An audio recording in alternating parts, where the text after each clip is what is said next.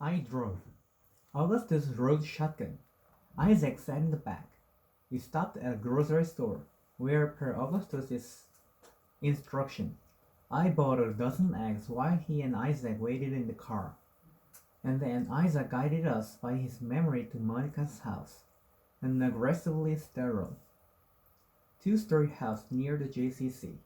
Monica's bright green 1990s Pontiac Firebird sat far-wheeled in the driveway. "Is it there?" Isaac asked when he felt me coming to a stop. "Oh, it's there," Augustus said. "You know what it looks like, Isaac? It looks like all the hopes we were foolish to hope." "So she's inside?" Gus turned his head around slowly to look at Isaac. "Who cares where she is? This is not about her. This is about you." Gus gripped the egg. Gus gripped the egg carton in his lap, then opened the door and poured his legs out onto the street. He opened the door for Isaac, and I watched through the mirror as Gus helped Isaac out of the car. The two of them leaning on each other at the shoulder, then tapering away, like praying hands that don't quite meet at the palms. I rolled down the windows and watched from the car, because vandalism made me nervous. They took a few steps toward the car. Then Gus flipped open the egg carton and handed Isaac an egg. Isaac tossed it, missing the car by a solid 40 feet. "A little to the left," Gus said. My throw was a little to the left, or I need to aim a little to the left. Aim left. Isaac swiveled his shoulders. "Lefter," Gus said. Isaac swiveled again. "Yes, excellent, and throw hard."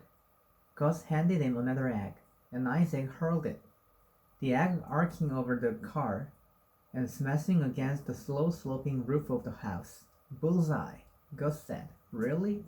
Isaac asked excitedly. "No, you threw it like 20 feet over the car.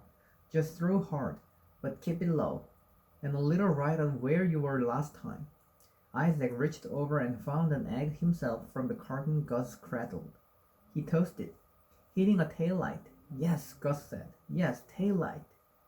Isaac reached for another egg, missed wide right, then another, missing low, then another, hitting the back windshield. He then nailed three in a row against the trunk.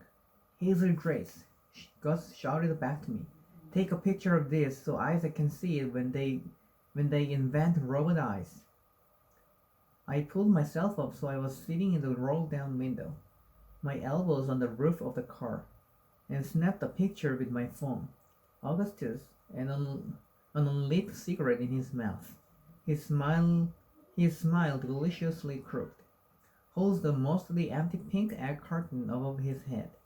His other hand is draped around Isaac's shoulder, whose sunglasses are turned not quite toward the camera.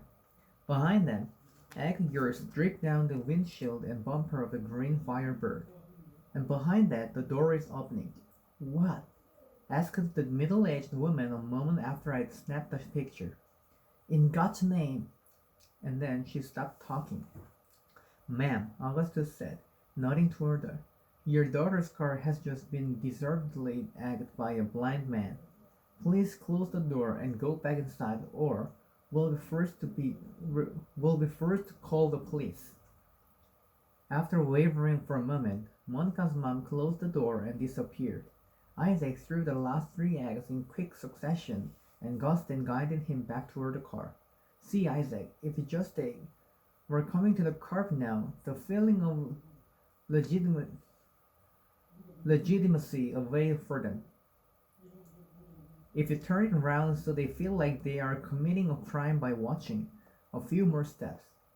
Their cars get egged.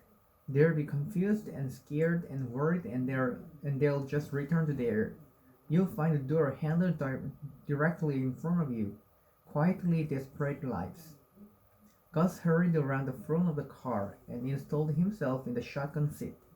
The doors closed, and I rolled off, driving for several hundred feet before I realized I was headed down the dead-end street.